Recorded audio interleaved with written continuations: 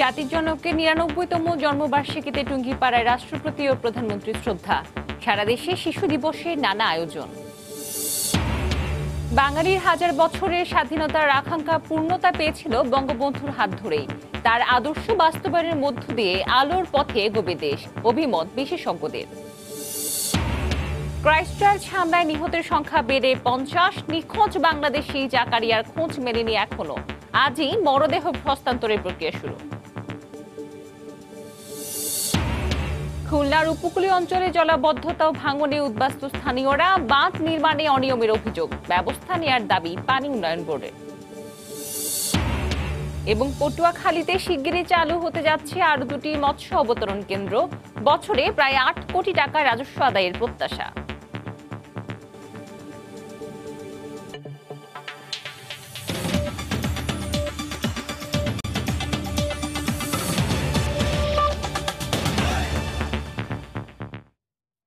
সংবাদের সঙ্গে আছি আমি মৌসুমী মৌ। জাতীয় শিশু দিবস উপলক্ষে গোপালগঞ্জের টুঙ্গিপাড়ায় আয়োজিত অনুষ্ঠানে বক্তব্য দিচ্ছেন প্রধানমন্ত্রী শেখ হাসিনা। আমরা সরাসরি চলে যাচ্ছি সেখানে। আমার দাদা দাদি কখনো বকাঝকা করেননি। এই যে তার ভিতরে একটা দানশীল মনোভাব, মানুষের প্রতি ভালোবাসা, সেই ভালোবাসার টানেই তিনি আমাদেরকে এই স্বাধীনতা এনে দিয়ে গেছেন। আজকে আমাদের লক্ষ্য বাংলাদেশকে তিনি যেভাবে দেখতে চেয়েছিলেন উন্নত সমৃদ্ধ বাংলাদেশ, সেই বাংলাদেশ গড়ে তোলা, এবং সেই লক্ষ্য নিয়েই কিন্তু আমরা কাজ করে যাচ্ছি। আমার পক্ষে আমি যদি চিন্তা করি, এটা অত্যন্ত কঠিন যে বাবা মা ভাই একদিনের সব হারিয়ে একেবারে নিঃস্ব রিক্ত হয়ে বিদেশের মাঠে ৬ বছর বিদেশে আমাদের থাকতে হয়েছে। আমরা বাধ্য হয়েছিলাম। বাংলাদেশে ফিরে এসেছিলাম। যখন বিদেশে যাই, এয়ারপোর্টে তো সবাই ছিল, কামাল জামাল রাসেল, কামাল জামাল নবপরিণীত বধূ সকলেই বিদায় দিয়েছিল। ফিরে এসে কাউকে পাইনি। পেয়েছিলাম বনানীতে এক সারি কবর, আর পেয়েছিলাম এখানে টুঙ্গিপাড়া আমার দাদা দাদির কবরের পাশে শুয়ে আছে আমার বাবা। কিন্তু আমারও প্রতিজ্ঞা ছিল যে এই বাংলাদেশকে বাবার স্বপ্ন পূরণ করে উন্নত করে গড়ে তুলব। আমি বাংলাদেশের মানুষের প্রতি কৃতজ্ঞতা জানাই, আর বিশেষ করে টুঙ্গিপাড়া কোটালীপাড়া মানুষের কাছে আমার কৃতজ্ঞতার সীমা নাই, এই কারণে যে তারা আমার এই এলাকা দেখার কোনো প্রয়োজনই হয় না, সব দায়িত্ব তারা বেছে নিয়েছে। আমি ৩ ভাই হারিয়েছি, পেয়েছি আমি লাখো ভাই। কাজে আমার জীবনটাও আমি উৎসর্গ করেছি। আমরা 2টি বোন আমাদের সব কিছু উৎসর্গ করে দিয়েছি জনগণের জন্য, জনগণের কল্যাণে। দেশের মানুষ যদি ভালো থাকে, উন্নত জীবন পায়, সেটাই আমাদের সব থেকে বড় পাওয়া। আর সে কারণেই আমরা দেশের জন্য কাজ করে যাচ্ছি যে এই বাংলাদেশকে গড়ে তুলব উন্নত সমৃদ্ধ দেশ হিসেবে, যেন আজকে শিশু আগামী দিনে সুন্দর একটা ভবিষ্যৎ পায়, সুন্দর একটা জীবন পায়, সেই লক্ষ্য সামনে রেখেই কাজ করে যাচ্ছি। আমি শুধু বিদায়ের আগে বলে যাব, কবি সুকান্ত, যার বাড়ি কিন্তু কোটালীপাড়া, তারই কবিতার কিছু লাইন, ছাড়পত্র যে কবিতাটা তিনি লিখেছিলেন, বেশি দিন বাঁচেননি, মাত্র 19 বছর বয়সেই মৃত্যুবরণ করে, কিন্তু যে কবিতাগুলি তিনি লিখে গিয়েছিলেন সেগুলি সবসময় মানে হৃদয় ছুঁয়ে যায়। আমি তারই কয়েকটি পংক্তি উচ্চারণ করে বিদায় নেব। কারণ মানুষের জীবন এটা ক্ষণস্থায়ী। আমি যখন বাংলাদেশে ফিরে আসি, আমি জানতাম যে কোনো সময় হয়তো আমার বাবার মতো ভাগ্য আমাকে বরণ করতে হবে, কিন্তু কখনো আমি মৃত্যু ভয়ে ভীত হইনি। সবসময় একটা চিন্তাই করেছি যে আমাকে কাজ করতে হবে, আমার বাবার স্বপ্ন পূরণ করতে হবে। আর সেই সিদ্ধান্ত নিয়েই আমি আজও পথ চলছি। আজকে বাংলাদেশ অনেক দূর এগিয়ে গেছে, ইনশাল্লাহ আরও এগিয়ে যাবে। আমাদের সব শিশুরা স্কুলে যায়, পড়াশোনা করে, কমিউনিটি ক্লিনিকের মাধ্যমে তাদের চিকিৎসার ব্যবস্থা আমরা করি, তাদের শিক্ষার ব্যবস্থা, চিকিৎসার ব্যবস্থা, বাসস্থানের ব্যবস্থা, সুন্দরভাবে বাঁচার ব্যবস্থা, সব কিছু আমরা করার জন্য চেষ্টা করে যাচ্ছি যে বাংলাদেশের একটি মানুষও ক্ষুধার্ত থাকবে না, বিনা চিকিৎসায় কষ্ট পাবে না, সুন্দরভাবে জীবনযাপন করবে, উন্নত জীবন পাবে, সেটাই লক্ষ্য। আর আমাদের শিশুর ভবিষ্যৎ গড়ে তুলতে চাই। তাই জাতির পিতার এই জন্মদিনটাকে আমরা শিশু দিবস হিসেবে ঘোষণা দিয়েছি। জাতীয় শিশু দিবস হিসেবেই আমরা এটাকে উদযাপন করি, পালন করি, কারণ জাতির পিতা বঙ্গবন্ধু শেখ মুজিব শিশুদের অত্যন্ত ভালোবাসতেন। আর তার সব প্রচেষ্টাই তো ছিল যে আজকে যে শিশু আগামী দিনে সে মানুষের মতো মানুষ হবে, সুন্দরভাবে জীবন পাবে। আর সেই লক্ষ্য নিয়েই আমাদের পথ চলা। আমি কবি সুকান্তর ভাষায় বলতে চাই, চলে যাব তবু যতক্ষণ দেহে আছে প্রাণ, প্রাণপণে এ পৃথিবী সরাবো জঞ্জাল। এ বিশ্বকে এ শিশুর বাসযোগ্য করে যাব আমি, নবজাতকের কাছে এ আমার দৃঢ় অঙ্গীকার। আমাদের আজকের শিশু আগামী দিনে সুন্দর জীবন পাক, সেটাই আমরা চাই। সবাইকে ধন্যবাদ। জয় বাংলা, জয় বঙ্গবন্ধু, বাংলাদেশ চিরজীবী হোক। ধন্যবাদ মাননীয় প্রধানমন্ত্রীকে। জাতীয় শিশু দিবস উপলক্ষে গোপালগঞ্জের টুঙ্গিপাড়ায় আয়োজিত অনুষ্ঠানে বক্তব্য রাখছিলেন প্রধানমন্ত্রী শেখ হাসিনা। আমরা সরাসরি ছিলাম সেখানে। এর আগে গোপালগঞ্জের টুঙ্গিপাড়ায় বঙ্গবন্ধু সমাধিতে শ্রদ্ধা জানিয়েছেন রাষ্ট্রপতি মোহাম্মদ আব্দুল হামিদ ও প্রধানমন্ত্রী শেখ হাসিনা। বেলা 10টার কিছু পরে টুঙ্গিপাড়ায় জাতির পিতার সমাধি শ্রদ্ধে প্রথমে রাষ্ট্রপতি ও পরে সরকারের পক্ষ থেকে প্রধানমন্ত্রী ফুল দিয়ে শ্রদ্ধা জানান। এ সময় কিছুক্ষণ নীরবে দাঁড়িয়ে থাকেন তারা। জাতির জনকের প্রতি রাষ্ট্রীয় সালাম জানানো হয় সশস্ত্র বাহিনীর পক্ষ থেকে। এরপর জাতির পিতার আত্মার শান্তি কামনায় বিশেষ মোনাজাত করা হয়। দোয়ায় 15ই আগস্টে শহীদ বঙ্গবন্ধু পরিবার ও মুক্তিযুদ্ধে শহীদদেরও আত্মার মাগফিরাত কামনা করা হয়। পরে দলীয় প্রধান হিসেবে আবারও শ্রদ্ধা নিবেদন করেন আওয়ামী লীগ সভাপতি শেখ হাসিনা। রাষ্ট্রপতি ও প্রধানমন্ত্রীর শ্রদ্ধা নিবেদন শেষ হলে জাতির পিতার সমাধিতে শ্রদ্ধা জানান সর্বস্তরের মানুষ। বাংলাদেশের স্বাধীনতা যুদ্ধে যারা শহীদ হয়েছেন তাদের উপর আপনার বিশেষ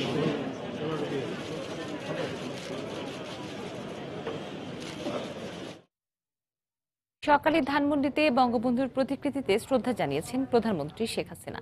ধানমন্ডি 32 নম্বরে বঙ্গবন্ধুর প্রতিকৃতিতে প্রথমে ফুল দিয়ে শ্রদ্ধা জানান প্রধানমন্ত্রী শেখ হাসিনা। পরে আওয়ামী লীগের দলীয় সভাপতি হিসেবে আবারও ফুল দেন তিনি।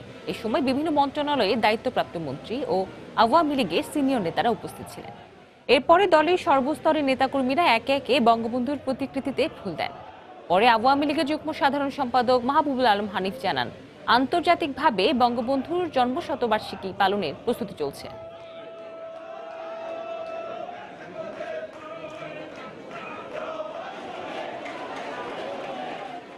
যে স্বপ্ন আমরা জাতির পিতা আমাদের দেখেছিলেন, সেই স্বপ্নের বাংলাদেশ আমরা আমাদের মাননীয় প্রধানমন্ত্রী শেখ হাসিনার নেতৃত্বে আমরা গড়ব, এটাই আজকে আমাদের অঙ্গীকার হবে। জাতির পিতার জন্মশতবার্ষিকী উপলক্ষে মূল যে আমাদের কর্মসূচিটা হবে, সেই কর্মসূচিতে আমরা আন্তর্জাতিক পরিমণ্ডল থেকে আমাদের বিভিন্ন আন্তর্জাতিক রাজনৈতিক নেতৃবৃন্দ এবং কবি সাহিত্যিক তাদেরকে আমরা আমন্ত্রণ জানানো হবে, যাতে এই জাতির পিতার জন্মশতবার্ষিকীটাকে যথাযোগ্য মর্যাদা উদযাপন করা যায়।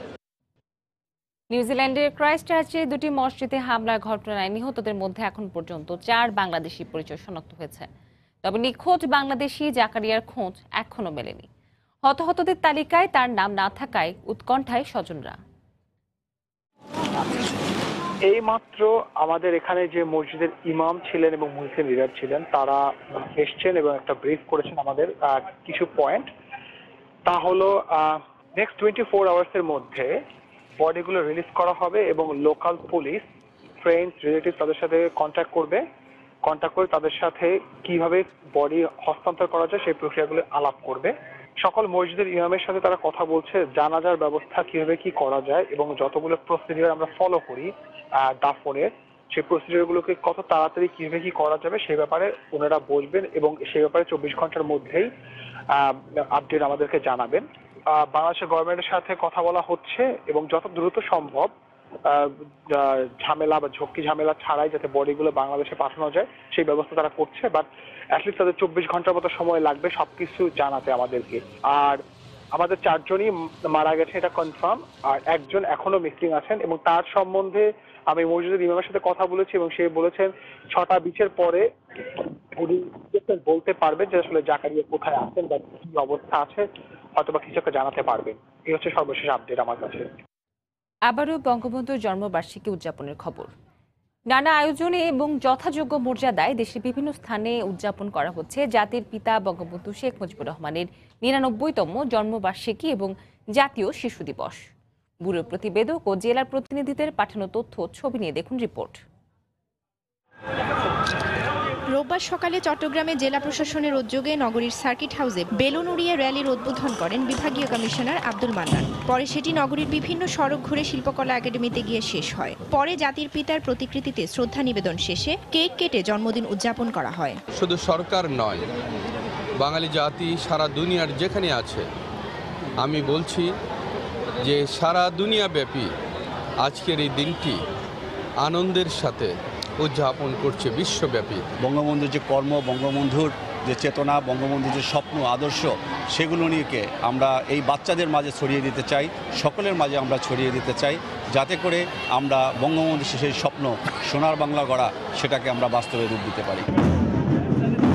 বঙ্গবন্ধু শেখ মুজিবুর রহমানের ৯৯তম জন্মবার্ষিকী ও শিশু দিবস উপলক্ষে খুলনায় নগরীর নিউ মার্কেট এলাকা থেকে একটি বর্ণাঢ্য র্যালি বের করা হয়। র্যালিটি শহরের বিভিন্ন সড়ক ঘুরে বেতার ভবনের সামনে গিয়ে শেষ হয়। এ সময় সিটি মেয়র তালুকদার আব্দুল খালেক ও জেলা প্রশাসনের বিভিন্ন পর্যায়ের কর্মকর্তারা উপস্থিত ছিলেন। বঙ্গবন্ধুর জন্মদিন শিশুর জীবন কর রঙিন, এই প্রতিপাদ্যকে সামনে রেখে ময়মনসিংহে শেখ মুজিবুর রহমানের জন্মদিন ও জাতীয় শিশু দিবস উদযাপন হচ্ছে।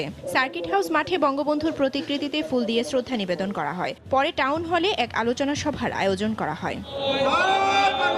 বরিশাল নগরীর অশ্বিনী কুমার হল চত্বরে বঙ্গবন্ধুর প্রতিকৃতিতে পুষ্পস্তবক অর্পণ করেন সিটি মেয়র সেরনি আবাদ সাদিক আব্দুল্লাহ। এ সময় জেলা আওয়ামী লীগের সাধারণ সম্পাদক সহ বিভিন্ন রাজনৈতিক, সামাজিক ও সাংস্কৃতিক সংগঠনের নেতাকর্মীরা উপস্থিত ছিলেন। এদিকে চাঁদপুরে জাতির জনকের অস্থায়ী প্রতিকৃতিতে পুষ্পস্তবক অর্পণ শেষে শোভাযাত্রায় অংশ নেন শিক্ষামন্ত্রী ডাক্তার দীপু মনি। আমরা তার আদর্শকে বুকে ধারণ করে মুক্তিযুদ্ধের চেতনায় আমরা আজকে এগিয়ে যাচ্ছি।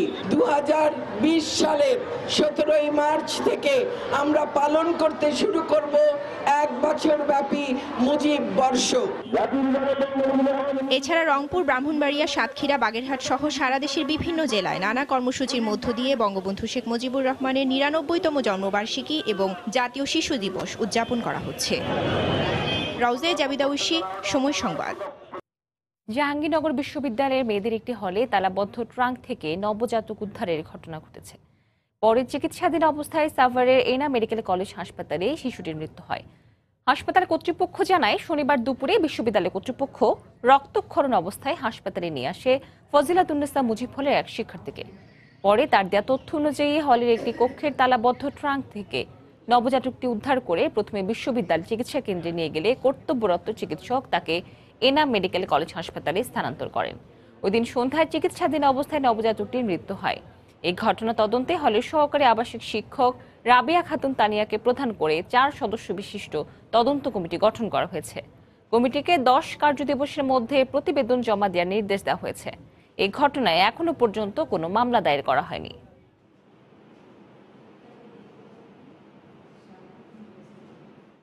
এখানে যখন নবজাতককে নিয়ে আসে, তখন নবজাতকের পুরোটা শরীর হচ্ছে নীলাভ রং হয়ে গেছিলো। হ্যাঁ, তো আমরা তখন দেখলাম যে তার যে আম্বিলিকাল যে কর্ডটা আছে এটা ছেঁড়া ছিল। তো আমরা সাথে সাথে দেখার পরে এটাকে আম্বিলিকাল কর্ডটাকে আমরা ক্ল্যাম্প করি এবং কি হচ্ছে পুরো শরীর পরিষ্কার করি এবং অক্সিজেন নিয়ে করি। হ্যাঁ, তো দেখার পরে দেখলাম যে নবজাতকের যে ব্রিদিং একটু ডিফিকাল্টি ছিল, তখন আমরা একটু সিপিআর দিই। হ্যাঁ, সিপিআর দিয়ে আমরা সাথে সাথে উন্নত চিকিৎসার জন্য আমরা হচ্ছে যে যখন দেখলাম অন্তত একটু স্টেবল হয়েছে, তখন আমরা হচ্ছে এটাকে এনামে পাঠিয়ে দিই আর কি। জয়পুরহাটি উপজেলা নির্বাচনকে কেন্দ্র করে দুই গ্রুপের সংঘর্ষে 2 জন নিহত হয়েছেন, আহত হয়েছেন অন্তত 8 জন। গতরাতে কালাই উপজেলার মুসলিমগঞ্জ বাজারে এ ঘটনা ঘটে। পুলিশ জানায়, 10 মার্চ উপজেলা নির্বাচনে জেলা আওয়ামী লীগের সাংগঠনিক সম্পাদক মিনফুজুর রহমান মিলন বিজয়ী হওয়াকে কেন্দ্র করে উদয়পুর ইউনিয়নের চেয়ারম্যান ওয়াজিদ আলী লোকজনের মধ্যে বিরোধ শুরু হয়। এর জের ধরে গতরাতে তাদের মধ্যে কথা কাটাকাটি হয়। এক পর্যায়ে উভয় পক্ষের লোকজন সংঘর্ষে জড়িয়ে পড়ে। এ সময় ঘটনাস্থলে মিলনে 2 সমর্থক মারা যায়। খবর পেয়ে পুলিশ পরিস্থিতি নিয়ন্ত্রণে আনে এবং আহত 8 জনকে উদ্ধার করে সদর হাসপাতাল সহ বিভিন্ন হাসপাতালে পাঠানো হয়। খুলনার উপকূলীয় এলাকার মানুষের কাছে আতঙ্কের নাম বেড়িবাঁধ। বিশেষ করে বর্ষা মৌসুমে ওইসব এলাকার অধিকাংশ জায়গায় নদী ভাঙনের কারণে বাস্তুচ্যুত হচ্ছে সাধারণ মানুষ। ঘূর্ণিঝড় আইলার পর ভেঙে যাওয়া বাঁধ সংস্কার করা হলেও সেগুলো দীর্ঘমেয়াদী স্থায়িত্ব পায়নি। বিশেষজ্ঞরা বলছেন, উপকূলবাসীর আর্থসামাজিক অবস্থার পরিবর্তন ঘটাতে টেকসই বাঁধ নির্মাণ জরুরি। তরিকুল ইসলামের প্রতিবেদন, ক্যামেরায় ছিলেন আবুল বাশার। খুলনা অঞ্চলের 5টি উপকূলীয় এলাকার মধ্যে কয়রা ও দাকপ উপজেলা চতুর্দিকে নদীবেষ্টিত। শুধুমাত্র পানি উন্নয়ন বোর্ডের বেড়িবাঁধ 2টি জনপদকে ঘিরে রেখেছে। দুর্বল বেড়িবাঁধের কারণে বর্ষা মৌসুমে আবহাওয়া বিরূপ হলে পানির চাপে কোথাও কোথাও ভেঙে পানি প্রবেশ করে লোকালয়ে। উপকূলীয় জনপদের বেশ কিছু জায়গা রূপ নেয় স্থায়ী জলবদ্ধতায়। এসব কারণে ধীরে ধীরে বাস্তুচ্যুতির ঘটনা যেমন বাড়ছে, তেমনি মানুষ হারাচ্ছে কাজের সুযোগ। এলাকাবাসীর দাবি, পানি উন্নয়ন বোর্ডের সঠিক তদারকির অভাব এবং ঠিকাদারদের নিম্নমানের কাজের কারণে পর্যাপ্ত অর্থ বরাদ্দ সত্ত্বেও বাঁধগুলো টেকসই রূপ পাচ্ছে না। রাস্তাঘাট দেয় না ভালো করে, তার জন্যই নদী ভাঙন হয়। 1-1.5 মাস 2 মাস বহাল থাকে, তারপরে আর এই রাস্তা থাকে না, ভেঙে যায়। পানি উন্নয়ন বোর্ডের কাছে যদি আমরা মোবাইল ফোনে কল করি, ওনারা ফোন রিসিভ করেন না, না হলে ঠিকাদারদের বলেন। বেড়িবাঁধটা বড় আকারে করতে হবে, সেরকম কোনো পদক্ষেপ নেওয়া হয় না। পরিবেশ বিশেষজ্ঞরা বলছেন, নদী ভাঙনের কারণে লোকালয়ে লবণ পানি ঢুকছে। এতে পরিবেশগত বিভিন্ন সমস্যার মুখে পড়ছে উপকূলীয় এলাকার মানুষ। সঠিকভাবে বাঁধ মেরামত না করার কারণে এখন এই বাঁধগুলো কিন্তু মানুষের জন্য অনেক বেশি পরিবেশের দিক থেকে ক্ষতির কারণ হয়ে দাঁড়িয়েছে। অবশ্য পানি উন্নয়ন বোর্ড কর্মকর্তার দাবি, খুলনা অঞ্চলের বাঁধ নির্মাণে দীর্ঘমেয়াদী পরিকল্পনা গ্রহণ করা হয়েছে। বাঁধকে প্রশস্ত করা হবে এবং উঁচু করা হবে। তাছাড়া নদীর ইরোশন থেকে রক্ষা করার জন্য আপনার নদীর কাছে প্রতিরক্ষা কাজ করা হবে। খুলনার উপকূলীয় অঞ্চলে 15 লাখ মানুষের বসবাস। পানি উন্নয়ন বোর্ডের তথ্য অনুযায়ী খুলনা উপকূলে প্রায় 700 কিলোমিটার বেড়িবাঁধ রয়েছে, যার অর্ধেকেরও বেশি ঝুঁকিপূর্ণ। দুর্বল এ বেড়িবাঁধের কারণে প্রায় নদী ভাঙনের কবলে পড়ে গৃহহীন হচ্ছে এখানকার সাধারণ মানুষ, সংকুচিত হচ্ছে কর্মসংস্থান। অবিলম্বে এসব এলাকায় টেকসই বেড়িবাঁধ নির্মাণের দাবি জানিয়েছেন খুলনা উপকূলবাসী। তরিকুল ইসলাম, সময় সংবাদ, খুলনা। দেশের দক্ষিণে শিগগিরই চালু হতে যাচ্ছে আরো 2টি মৎস্য অবতরণ কেন্দ্র। এতে একদিকে মৎস্যজীবীরা যেমন পাবেন মাছ বেচে কেনার সঠিক পরিবেশ, অন্যদিকে সরকার পাবে কোটি কোটি টাকার রাজস্ব। বিস্তারিত জানাচ্ছেন এমএ আজিম, ক্যামেরায় ছিলেন রিপন মানি। সমুদ্র কাছে হওয়ায় মাছ ধরার মৌসুম না হলেও সমুদ্রগামী মাছ ধরা ট্রলারের ভিড় থাকে সারা বছর শিববাড়িয়া খালটির দুপাশে। আর মৌসুমে মাছ বিক্রি করতে প্রতিদিন শত শত ট্রলার আসে এখানে। তাই একটি নয়, খালটির দুপাশে 2টি মৎস্য অবতরণ কেন্দ্র নির্মাণ করছে মৎস্য উন্নয়ন কর্পোরেশন বিএফডিসি। এতে করে সমুদ্র থেকে ধরা মাছ নিয়ে জেলেদের ঘুরতে হবে না বিভিন্ন আড়ত বা পাইকারদের কাছে। সব আড়তদার ও পাইকাররা থাকবেন একই ছাদের নিচে। চালু হলে আপনার বরিশালের ঢাকার ওসব এলাকার পাঠিয়ে যাবে। কেন্দ্রটা হলে যে পাইকার বেশি থাকবে, আমাদের মাছ আরো বেশি দামে বিক্রি করতে পারবো আমরা। সব আরদের পাইকার পত্র সব একখানে পাওয়া যাবে, বেচা কিনার ডাক ভালো হইবে। তবে আড়তদাররা বলছেন ভিন্ন কথা। তাদের মতে রাজস্ব আদায় করা হলে এখান থেকে মুখ ফিরিয়ে নেবে জেলেরা। টোল ছাড়া বিক্রি করে, তারা তো হঠাৎ করে বিক্রি করতে চাইবে না, আর বিক্রি করলে তারা টোল ধরলে তারা তো উচ্ছৃঙ্খল করবে, তারা টোলও দিতে চাইবে না। তারপর তো এটা আমাদের ব্যবসা অনেক সময় বন্ধ হয়ে যাইতে পারে। যখন বিএফডিসি চালু হবে তখন আর কি আমাদের এই আলিপুর বহিপুর বেচবে না। নির্মাণাধীন অবতরণ কেন্দ্র দুটিতে ট্রলার ভেড়ার জন্য পল্টুন, 2টি করে মাছ বিক্রি ও 1টি করে মাছ প্যাকেট করার জন্য টলঘরের নির্মাণ কাজ ইতিমধ্যে সম্পন্ন হয়েছে। এখন শুধু বাকি অফিস, কোয়ার্টার ভবন ও রাস্তা নির্মাণ কাজ। আগামী মৌসুমেই অবতরণ কেন্দ্র দুটি চালু করা যাবে বলে জানালেন এই কর্মকর্তা। আমরা গাঁথনি শুরু করছি, আপনার অফিসের জন্য হয়তো আমরা 2-1 দিনের ভিতরে শুরু করব, আর ইনশাল্লাহ 1 সপ্তাহের ভিতরে আমাদের গাঁথনি প্রায় কাজ শেষ হয়ে যাবে। কর্তৃপক্ষ সবাই আগ্রহী আর কি, আমরা আশাবাদী এবছর আমরা কার্যক্রম শুরু করব আর কি। পার্শ্ববর্তী জেলা বরগুনার পাথরঘাটা মৎস্য অবতরণ কেন্দ্র থেকে প্রতি বছর প্রায় 2 কোটি টাকার রাজস্ব আদায় করে সরকার। তবে এখানে আরও বেশি ট্রলার আসায় 7 থেকে 8 কোটি টাকা রাজস্ব আদায় হবে বলে ধারণা করা হচ্ছে। এমএ আজিম, সময় সংবাদ, পটুয়াখালী। ধারণ ক্ষমতা 4 জন হলেও চট্টগ্রামে 3 চাকার ম্যাক্সিমা চলছে 11 থেকে 13 জন যাত্রী নিয়ে। আমদানির পর অবৈধভাবে পেছনে বাড়ানো হয় 4টি আসন। পরে বিআরটিএ থেকে নাম পাল্টে অটো টেম্পো নামে নিবন্ধন নিয়ে যুক্ত করা হয় গণপরিবহনে। অতিরিক্ত যাত্রী বোঝাইয়ের কারণে বাড়ছে দুর্ঘটনা আর ঝুঁকি। অভিযোগ রয়েছে বিআরটিএ আর পুলিশের মদদে সড়ক মহাসড়কে দাপিয়ে চলছে এসব পরিবহন। চাকাও টিপুর ক্যামেরায় শফিকুল আলমের প্রতিবেদনে বিস্তারিত।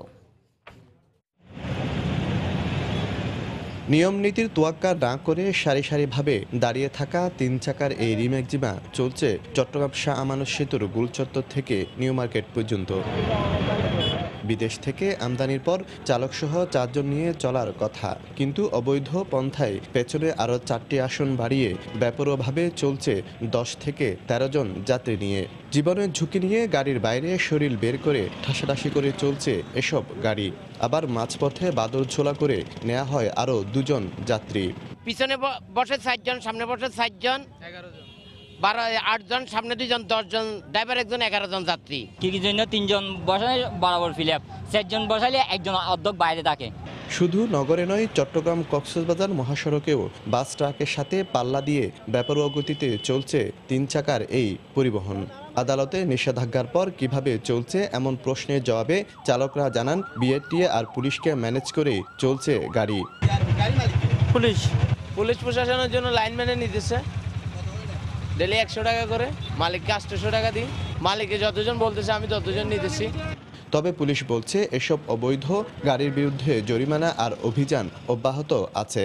এই সমস্ত গাড়ি একবার মামলা হওয়ার পরে টোটাল একদম ডাম্পিং এ নিয়ে স্ক্র্যাপ করে ফেলতে পারবো। আইন যদি এরকম করা যায় তাহলে যদি গোড়া থেকে সমাধান হয়। এসব গাড়ি গণপরিবহনের জন্য ঝুঁকি উল্লেখ করে বিআরটিএ ও পুলিশ প্রশাসনকে আরও কঠোর হওয়ার পরামর্শ এই নগরবিদের। এই ধরনের গণপরিবহন কখনোই কাম্য না, এগুলো অচিরেই এগুলো পরিবর্তে আমরা সুশৃঙ্খল একটা বাস র্যাপিড ট্রানজিট চাই। বিআরটিএ এবং প্রশাসনের সহায়তায় নগরীর আগ্রাবাদ, হালিশহর, পতেঙ্গা ও আন্দরকিল্লা সহ বিভিন্ন সড়কে চলছে 1000-এর বেশি রিম্যাক্সিমা।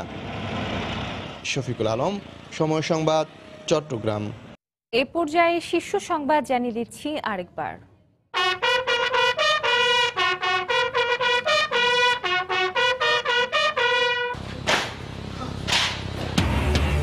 বঙ্গবন্ধুর 99তম জন্মবার্ষিকীতে টুঙ্গিপাড়ায় রাষ্ট্রপতি ও প্রধানমন্ত্রী শ্রদ্ধা। শিশুদের সুনাগরিক হিসেবে গড়ে তুলতে কাজ করছে সরকার, বললেন প্রধানমন্ত্রী। বাঙালির হাজার বছরে স্বাধীনতার আকাঙ্ক্ষা পূর্ণতা পেয়েছিল বঙ্গবন্ধুর হাত ধরে। তার আদর্শ বাস্তবায়নের মধ্য দিয়ে আলোর পথে এগোবে দেশ, অভিমত বিশেষজ্ঞদের। ক্রাইস্টচার্চ হামলায় নিহতের সংখ্যা বেড়ে 50, নিখোঁজ বাংলাদেশি জাকারিয়ার খোঁজ মেলেনি এখনো। আজই মরদেহ হস্তান্তরের প্রক্রিয়া শুরু। খুলনার উপকূলীয় অঞ্চলে জলাবদ্ধতা ও ভাঙনে উদ্বাস্তু স্থানীয়রা, বাঁধ নির্মাণে অনিয়মের অভিযোগ, ব্যবস্থা নেয়ার দাবি পানি উন্নয়ন বোর্ডের। এবং পটুয়াখালীতে শিগগিরই চালু হতে যাচ্ছে আরো 2টি মৎস্য অবতরণ কেন্দ্র। বছরে প্রায় 8 কোটি টাকা রাজস্ব আদায়ের প্রত্যাশা।